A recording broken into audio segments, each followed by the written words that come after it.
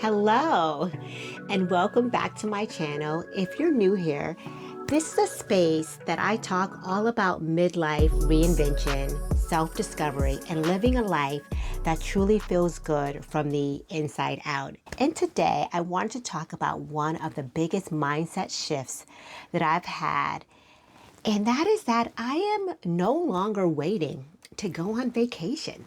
Yeah, I'm not waiting to go on vacation anymore. I know that sounds crazy, but please let me explain. For so many years, I have been chasing the next trip, counting down the days until I could escape for some tropical paradise and I could escape my everyday life. And like everyone else, I only have so many vacation hours. I would save them up. I would look forward to the vacations. I would buy new outfits. I would call it like my vacation persona, like how I dress in real life. I wouldn't even dress the same on vacation. I was totally looking to escape my everyday reality. But one day I realized, why am I waiting to go on vacation? Why am I waiting to feel relaxed, joyful, and cared for? Why not create that feeling right here every single day? Here's the truth. Self-discovery in midlife isn't just about figuring out who you are.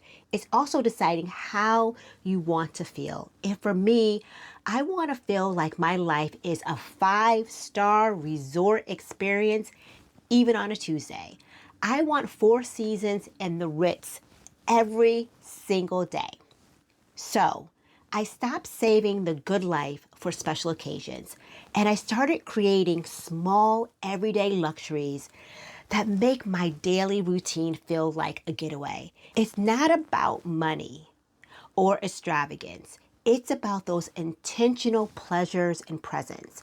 And I often talk about mindful consumption and mindful living and not buying too much and that minimalist life or minimalist-ish life that I'm really trying to live. But I do think you have to step back and really think about those things that bring you pleasure and bring you joy. So I wanted to share some of the things that I've added to my daily life that make every day feel like a vacation. And I have to say, when I go on vacation, I really rate the resort by the coffee that you get. And for some reason, resort coffee is so good. I love it. I have added good coffee to my morning ritual. And I want to take it slow, not rushing through a cup, but really enjoying and investing in it. I invested in an espresso coffee maker. I've invested in a frother. I really wanted to bring that really good coffee experience home, especially when it comes to lattes. When I went to Italy, I think it had to be 5 years ago. I think it was real Italy that made the real impact on me. And every day I would go down to the local coffee shop and I would get a latte. And it changed my life. It was so good. I never really had a good cup of coffee until I went to Italy. Starbucks ain't got nothing on that. And when I got home from that vacation, I really wanted to bring that experience back with me. So that's why I wanted to invest. I wanted to invest in good espresso. I wanted to invest in good beans. I really wanted to bring that experience home with me and not have to wait until I go to Italy again to experience it. I think they call it a cafe latte. I was ordering a cafe latte every morning in a little cup, but it was worth it. It was worth it. It was amazing. Next are luxury sheets, or at least really good sheets. I discovered rest sheets some time ago, and sleep, I've talked about it, has been at a premium since I've started perimenopause. So I really wanted sheets that were crisp, high quality, cooling, just like if I were to go to a hotel. Sometimes people just go to a hotel just to be able to sleep on good sheets.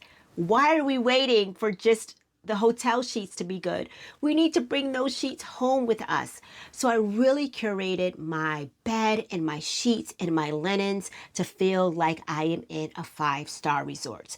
They're cool, they're crisp, they're of good quality. It's not cheap, but if I'm gonna cut costs or cut pennies, I'm not gonna do it in my sheets.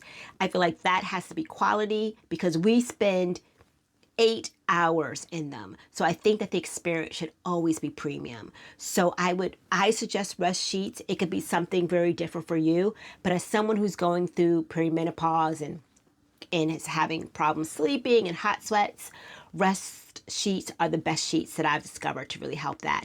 And it's premium and they are at a high level. The third thing is a beautifully scented home. You cannot be walking into a hotel lobby and it's smelling like lavender and luxury. And I wanted to bring that here. In my home, I want when people enter my home for it to smell as if they are entering a 5-star resort. So making sure that we have luxury candles, scents that really bring that high level of smelling good. Here in my home, I use candles, diffusers, linen sprays, so my space feels fresh, warm, and inviting, like a boutique lobby. That's what I want, and that's what you'll get when you enter my home. The fourth thing is massages and facials.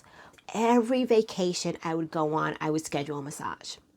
And then I would get the massage at the resort, and then I would say to the masseuse, oh gosh, I need to be doing this at least once a month. And then I get home and I don't get another massage until my next trip, and not really taking the time to do those things for myself. So I have incorporated that into my monthly routine. I rotate between 1 month getting a massage and 1 month getting a facial. And I have to say, doing that is not an indulgence.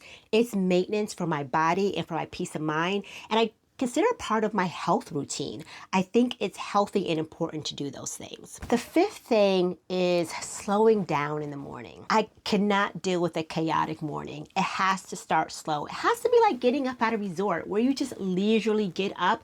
Yes, I have to go to work. Yes, I have to go to the gym, but it does not need to be chaotic. I have to have my moments for meditation. I have to have my moments for journaling. I need for my mornings to be calm, grounded, and open. Those are non-negotiables in the morning, and it cannot be chaotic. And the sixth thing is making sure that I actually date myself.